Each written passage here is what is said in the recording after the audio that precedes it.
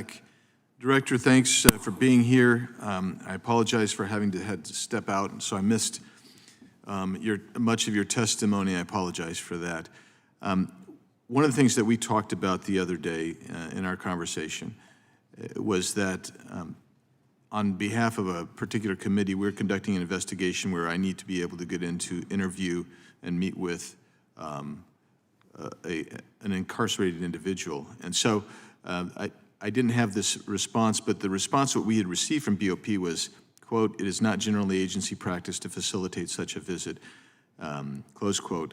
And so I'm seeking your commitment today that you'll help facilitate for me and my staff to be able to get in and meet with an incarcerated individual pertaining to an investigation we're conducting in a part of our Congressman, at first glance, it appears there might have been some confusion around the initial request. Okay. And so as I committed to you when we met earlier last week, we're certainly happy to look into this and see what we can figure out. Thank you.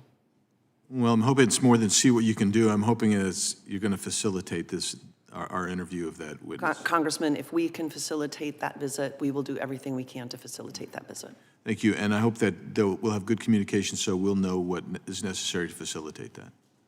Can you say that again, Congressman? Yes, I'm hoping that we have clear communication so we know exactly what we need to do and what we can expect. Yes, Congressman, your staffer had our staffer's phone number, and so I know that they're going to connect. Okay, good, thank you.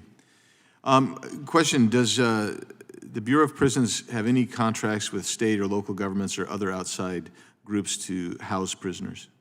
We contract with individuals in the community to run our residential reentry centers. They provide that step-down service into the community and provide those wraparound services for reentry.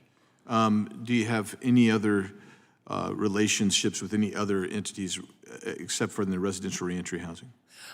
We would have government agreements with other corrections agencies if they needed to house someone that they didn't think they could safely house at the state level. Then we would engage in a prisoner swap, if you will, where we would then send them one of ours. Okay, so it's an intergovernment agreement of some kind. Yes. Okay.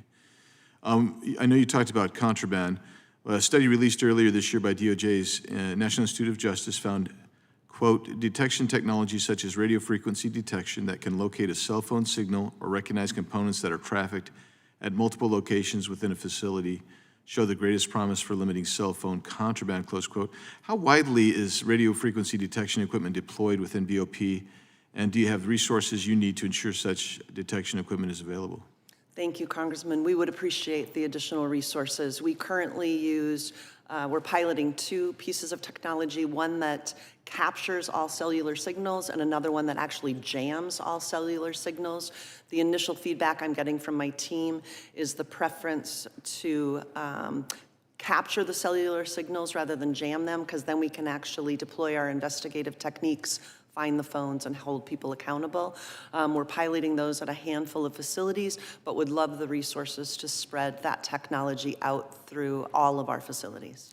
When you and I were talking, we talked about contraband, whether it's drugs or phones or others, and I asked you, how is contraband entering, and I'd like you to please explain that for us. Thank you. So unfortunately, sometimes that contraband comes through the front door by employees who are engaging in misconduct or through visiting. But as you and I talked about, one of the most dangerous ways right now is drones.